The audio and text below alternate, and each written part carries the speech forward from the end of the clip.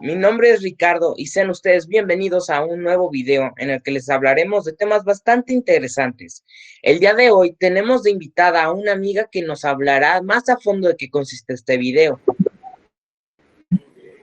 Hola a todos, muchas gracias por la invitación. Sí, como dijo mi amigo Ricardo, el día de hoy les presentaremos unas mesas redondas por parte de nuestros compañeros de segundo de secundaria del Colegio México Nuevo Campus Santa Anita, que han estado trabajando bastante para obtener unos resultados dignos de un reconocimiento. Este proyecto se enmarca dentro de la asignatura de Lengua Materna 2.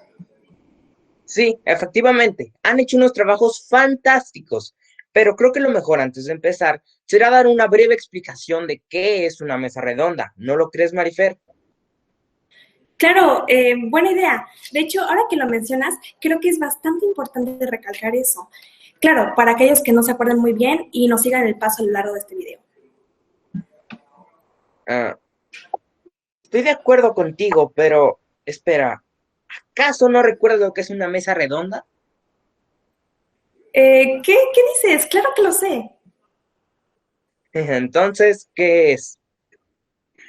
Tú continúa. Bueno, está bien. Ok. La mesa redonda es un tipo de... ¿Qué haces? ¿Qué? Son solo palomitas. ¿Quieres? No, gracias. Mejor comienzo con la explicación, ¿no lo crees? Bueno, las mesas redondas son una situación comunicativa oral en la que participan personas expertas en un tema o conocedoras de este, quienes lo exponen desde diferentes puntos de vista ante una audiencia o público. ¿Ya te acordaste, Marifer? Oh, sí, ya recuerdo. El objetivo de una mesa redonda es dar a conocer información diversa sobre un tema o asunto determinado, y así difundir, ampliar y enriquecer el conocimiento en torno a este. Exacto. En cuanto a los participantes, la mesa redonda intervienen de 3 a 6 especialistas en un tema o expositores que han hecho una investigación previa sobre el tema acordado para poder participar. También interviene un moderador o coordinador, quien se encarga de presentar a los integrantes, controlar el tiempo y evitar conflictos entre ellos. Al final de la sesión, el moderador da un breve resumen o conclusión y otorga la palabra al público para hacer preguntas. Efectivamente, en cuanto a la organización de una mesa redonda, puede variar de acuerdo al tema, pero por lo general son 4 etapas. La primera es la introducción del tema y la presentación. La segunda es el desarrollo de las exposiciones y discusión. La tercera son las conclusiones y la cuarta son la ronda de preguntas y respuestas. Como pueden ver, todos tienen algo en común y eso es el tema. Un tema el cual es importante para todos los habitantes de este país. Claro que sí. El tema que estará tocando en estos videos es sobre las comunidades, culturas y lenguas indígenas de México. Todo desde una perspectiva profesional y preparada con datos de buena fuente, fuentes las cuales podrán consultar en la descripción de cada video. Nuestros compañeros les darán un panorama mucho más grande que sobre el tema. Pero antes, ¿me podrías dar un poquito de palomitas? También quiero un poco, ándale. Sí, claro, pero ahora dejemos que nuestros verdaderos maestros de las mesas redondas hagan su magia. Y sin más que decir, disfruten del espectáculo.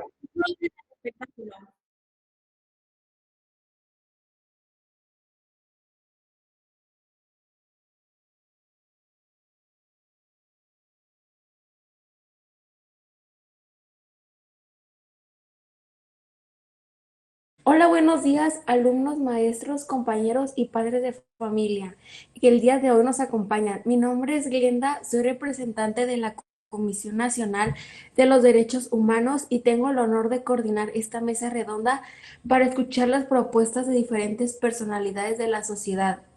En este día nos acompaña el asesor jurídico Marcelo Moreno Martínez, abogado especializado en derechos humanos que es decano de la Facultad de Derecho de la Universidad de Palermo, quien recientemente inició la campaña para proteger los derechos de los indígenas junto con el magistrado Raúl Emiliano Vargas, quien es uno de los ministros de la Suprema Corte de Justicia Nacional, con estudios de la de más de 9 años de experiencia y recientemente reconocido por su gran trabajo en el área de derecho.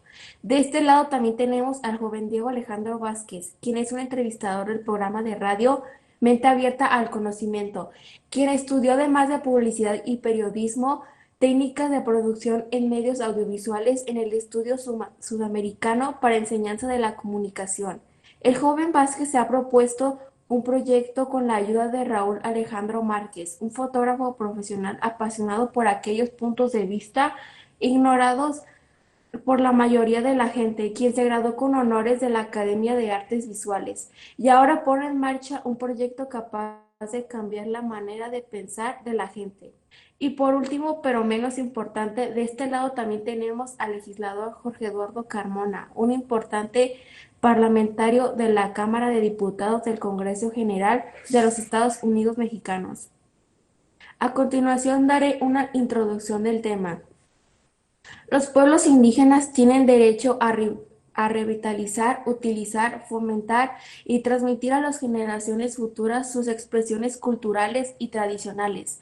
La base de toda esta mesa redonda se basa principalmente en esta frase, porque alrededor de esta se argumentan tantas suposiciones y opiniones sobre estas personas, de las que a veces no tenemos conocimiento suficiente como para criticar y ayudar. Muchos no le dan importancia a lo que tienen, y las pocas personas que sí no tienen el apoyo necesario como para hacer un cambio y hacerse escuchar entre todas las mentes cerradas y convencidas de que hay consecuencia al ignorar ese tema. Una vez introducido el tema y haber mencionado a los penalistas, seguiremos con la opinión de cada participante, para lo que tendrán de 4 a 5 minutos para exponer su punto de vista acerca del tema. Comenzaremos con el magistrado Raúl Emiliano. Adelante, por favor, corre su tiempo. Hola, muchas gracias por invitarme a esta mesa redonda para participar en este tema tan interesante, que es un tema delicado en cuanto a las leyes y los derechos. Pero la CNDH, la Comisión Nacional para los Derechos de los Pueblos Indígenas y el Instituto Nacional de las Lenguas Indígenas suscribieron 2 convenios de colaboración para conjugar esfuerzos en la defensa y protección de los derechos humanos en las personas, pueblos y comunidades indígenas, que a mi parecer es algo bastante bueno, ya que cuantas más personas es menos factible no hacerse escuchar. De hecho, he tenido muchos casos en los que la opinión de las personas simplemente tiene que escucharse y no hay manera de detenerla. Creo que en estos momentos podré decir algunos ejemplos en cuanto a aspectos importantes. Por ejemplo, que la Declaración de las Naciones Unidas sobre los Derechos de los Pueblos Indígenas mencionó: los indígenas tienen derecho, como pueblos o como personas, el disfrute pleno de todos los derechos humanos y las libertades fundamentales reconocidos por la Carta de las Naciones Unidas, la Declaración Universal de los Derechos Humanos y la Normatividad Internacional de los Derechos Humanos. Los pueblos y las personas indígenas son libres e iguales a todos los demás pueblos y personas y tienen derecho a no ser objeto de ninguna discriminación en el ejercicio de sus derechos que esté fundada, en particular en su origen o identidad indígena. Los pueblos indígenas tienen derecho a la libre determinación. En virtud de ese derecho, determinan libremente su condición política y persiguen libremente su desarrollo económico, social y cultural. Como humano, digo que todos los humanos tienen derecho, da igual que sea otra cultura, religión, país, lo que sea. Son humanos y tienen derechos. También no entiendo por qué debatir por unos derechos humanos si todos son seres humanos y contamos con los mismos derechos y oportunidades y obligaciones. No debería de haber preferencias. Ya veo, muchas gracias por su aportación. Ahora le quisiera preguntar al asesor jurídico Marcelo Moreno lo que opina del tema y si está de acuerdo con el magistrado. De igual manera, muchas gracias por darme el privilegio de participar en una redonda con un tema que me apasiona y tiene tantos aspectos importantísimos y súper interesantes, porque en esta área participan también las leyes, los derechos, las obligaciones, los privilegios que tienen los demás, etcétera. En cuanto a lo que mencionó el magistrado, sí, estoy totalmente de acuerdo. Los derechos de cada persona aplica igual para todos y conforme una persona va creciendo, va teniendo más obligaciones, así como libertades. Pero no deja de haber leyes que son las que rigen a las personas y son aquellas que mantienen el orden en la sociedad. Es fundamental plantear que los pueblos indígenas tienen derecho a la libre determinación, así como mantener, controlar, proteger y desarrollar su patrimonio cultural, sus conocimientos tradicionales, sus expresiones culturales tradicionales, y las manifestaciones de sus ciencias, tecnologías y culturas, comprendido los recursos humanos y genéticos, las tradiciones orales, las literaturas, los diseños, los deportes y juegos tradicionales, y las artes visuales e interpretativas. Es por eso que los procesos de análisis, discusión y negociación sobre los derechos de los pueblos indígenas en relación a los conocimientos tradicionales, propiedad intelectual, expresiones culturales tradicionales, recursos genéticos y distribución equitativa de los beneficios, deben darse con participación plena y efectiva de los pueblos indígenas, creándose las condiciones políticas, técnicas y financieras. Solo de esta forma se garantiza que en las negociaciones los aspectos conceptuales, técnicos, legales y los políticos se basan en conmoción indígena. Se debe instalar procesos, mecanismos de consulta y toma de decisiones a nivel local, nacional e internacional, los que permitan los pueblos indígenas participar con sus propuestas y planteamientos, todo eso en reconocimiento de un derecho inalienable, o como se diga, perdón, de los pueblos indígenas, y es el obtener su consentimiento libre, previo e informado. Por ejemplo, algunos de los derechos que se me vienen a la mente en estos momentos son derecho a la igualdad, derecho a la identidad social y cultural y derecho a la educación. Muchas gracias, joven Marcelo Moreno. Muy interesante su aportación. Concuerdo totalmente con usted. Ahora continuaremos por escuchar la aportación de Raúl Alejandro, nuestro fotógrafo aquí presente, que tal vez en un futuro nos haga una sesión de fotos. Claro, con todo gusto. De igual manera, muchas gracias por darme el honor de participar en una mesa redonda con tan importantes personas que, aunque tengamos trabajos o nos dediquemos a distintas cosas, nuestra perspectiva en cuanto a los grupos indígenas y el derecho de que sus derechos están siendo ignorados son las mismas. Y creo que igual que dijo desde un inicio el magistrado, cuando a las personas más difícil ignorar. Comenzaré mencionando algunas características sobre mis viajes al extranjero alrededor de los pueblos indígenas de todo México, donde he tomado muchas fotografías para concientizar a la gente de cómo viven y cómo llevan ellos su día a día. Y sinceramente es simplemente increíble la manera en que ellos viven, porque es una manera tan diferente a la nuestra, aunque cuando tienen muchas complicaciones y dificultades. Pero tras largos días de investigación y preguntar a todo tipo de gente, llegué a la conclusión de que el gobierno la mayoría de las veces no los ayuda, pero también me di cuenta de que los pueblos indígenas son protegidos por diversas leyes que los ayudan a coexistir con la sociedad moderna. Algunas de las leyes que más me impresionaron son las siguientes: derecho a la identidad social y cultural, derecho a la tierra y la utilización de sus recursos, Ley General de los Derechos Lingüísticos de los Pueblos Indígenas, Ley de la Comisión Nacional para el Desarrollo de los Pueblos Indígenas. Y para concluir con mi aportación, las comunidades indígenas en México han pasado por un proceso histórico bastante accidentado. Su condición de clase los coloca en los niveles más bajos dentro de la estructura social y económica. Esto implica condiciones de pobreza extrema, marginación, represión, despojo de sus tierras, etc. Si bien es cierto que esta situación no puede ser general para todos los grupos indígenas que integran nuestro territorio nacional, ya que cada uno tiene problemas específicos dependiendo de la zona geográfica donde se les localiza. Por lo menos si incluye a la mayoría de las zonas demográficas donde por lo menos sí incluye a la mayoría. Esta experiencia me permitió no solo convivir con este tipo étnico, sino conocer sus problemas y compartir su desesperación al no poder cambiarlos. Muchas gracias por su aportación a esta mesa redonda. Queda pendiente la sesión de fotos. Jaja, sí, claro. Excelente, muy bien. Ahora seguiremos con la opinión de Alejandro Vázquez. Adelante, por favor. Muy buenos días. Antes de nada, me gustaría dar las gracias por la invitación a esta mesa redonda y la oportunidad de dar mi aportación sobre este tema.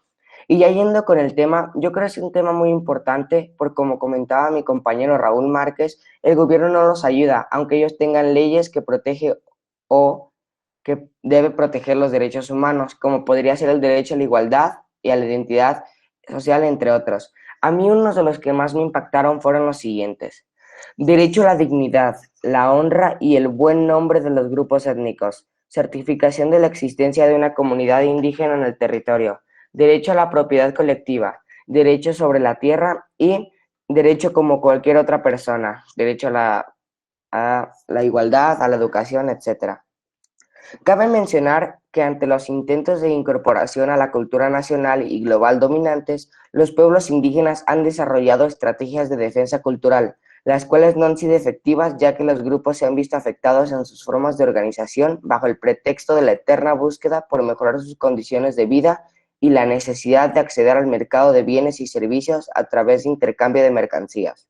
Y para aportar a la opinión de mi compañero Raúl Alejandro, la experiencia ha demostrado la dificultad de que los proyectos y esfuerzos de cualquier programa de gobierno tengan éxito, si no parten de la propia racionalidad indígena, de su participación activa desde su diseño y planeación. Y ya como va mencionado mi compañero Raúl Márquez, hemos estado trabajando en un proyecto en el cual tratamos de demostrar cómo es el estilo de vida de los pueblos indígenas, cómo llevan un día a día, y en base a este proyecto hemos podido observar cómo su estilo de vida es diferente al nuestro. Y en este proyecto, aunque ya hayamos visto algunos estilos de vida de algunos grupos indígenas, nosotros queremos ver cómo es el estilo de vida de la mayoría de grupos indígenas de México. Muchas gracias por su contribución, joven Diego Vázquez. Seguiremos con la opinión del legislador Jorge Eduardo Carmona. Adelante, por favor. Claro que sí. Primero que nada, muchas gracias por la presentación y buenos días a los presentes. La verdad es que he quedado bastante impacto por la información que es cierta. Además, que la situación que estamos viviendo y que está pasando es realmente importante en todos los aspectos. Para mi aportación y mi opinión, me voy a centrar en las leyes del Instituto Nacional de los Pueblos Indígenas. Pero primero es importante mencionar la problemática vivida por la mayoría de las comunidades indígenas dentro del país, las cuales enfrentan condiciones de subsistencia en la sociedad mexicana.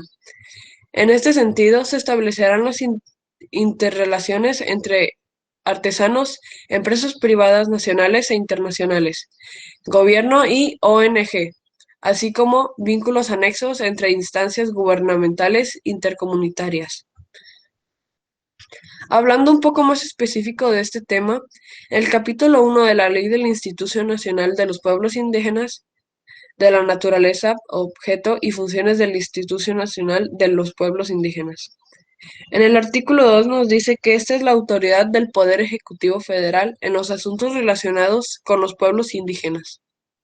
Tiene como definir, normar, establecer, ejecutar, orientar, promover y evaluar las políticas, programar y proyectos para garantizar la implementación de los derechos de los pueblos indígenas, así como el fortalecimiento de sus culturas e identidades. En el artículo 3 dice que los pueblos indígenas, en ejercicio de su libre determinación, tendrán el derecho de identificarse bajo el concepto que mejor se adapte a su historial e identidad. Respecto al ámbito de la protección, es importante plantear que, referente a la propiedad intelectual, los pueblos indígenas tienen derecho a que se respeten, protejan, mantengan, practiquen y revitalicen nuestras expresiones culturales, tradiciones. Ello incluye el derecho a mantener, proteger y desarrollar sus expresiones culturales tradicionales, pasadas, presentes y futuras. Los principales responsables y guardianes de la protección de sus expresiones culturales tradicionales, por ende, de su propiedad intelectual, Muchísimas gracias, legislador, por su aportación. Tiene toda la razón en cuanto a sus derechos. Llegamos al cierre de tema. A lo que llegamos a esta mesa redonda es que los indígenas y todos los humanos tienen derecho a la identidad étnica y cultural de la nación. Todos tienen los mismos derechos que hay que respetar y todos somos libres de tomar decisiones.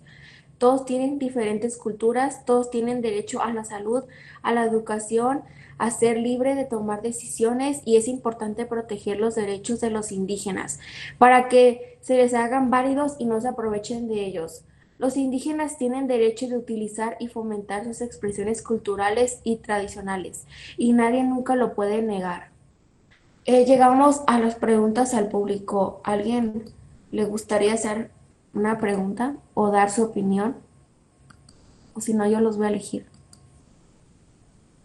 ¿no? Bueno. Valeria, ¿te gustaría dar tu aportación, o sea, dar tu opinión de lo que opinas?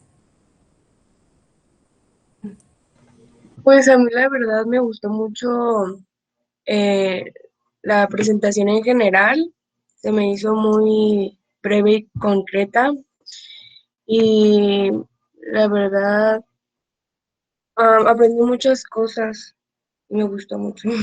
Esa es mi opinión. Sí, muchas gracias por tu opinión. Señorita María Fernanda, ¿le gustaría hacer una pregunta o opinar? Sí, sí, sí, igual que mi compañera Valeria, estuvo bastante bien la mesa redonda, estuvo con demasiada información que llamó muchísimo la atención, pero tengo una pregunta y va a ser para el fotógrafo y el entrevistador. Es en cuanto al proyecto del que hablaron en la presentación. Me gustaría que me platicaran un poquito en qué consiste ese proyecto porque me interesó bastante. ¿Por? Nuestro proyecto en Mentes Abiertas trata sobre ver cómo es el estilo de vida de los grupos indígenas en México.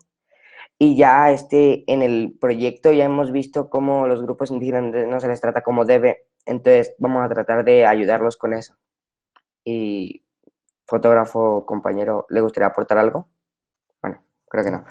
Y como decía, es un proyecto que ya hemos venido trabajando desde hace unos cuantos meses, en el cual somos un grupo de personas que tratamos de, como ya mencioné, ver cómo es el estilo de vida de los grupos indígenas. Muchas gracias por su aportación. Así finaliza la mesa redonda. Espero que les haya gustado y les haya dejado algo. Espero que también les haya interesado y muchas gracias por su atención. Y les agradezco la participación de todos. Muchas gracias.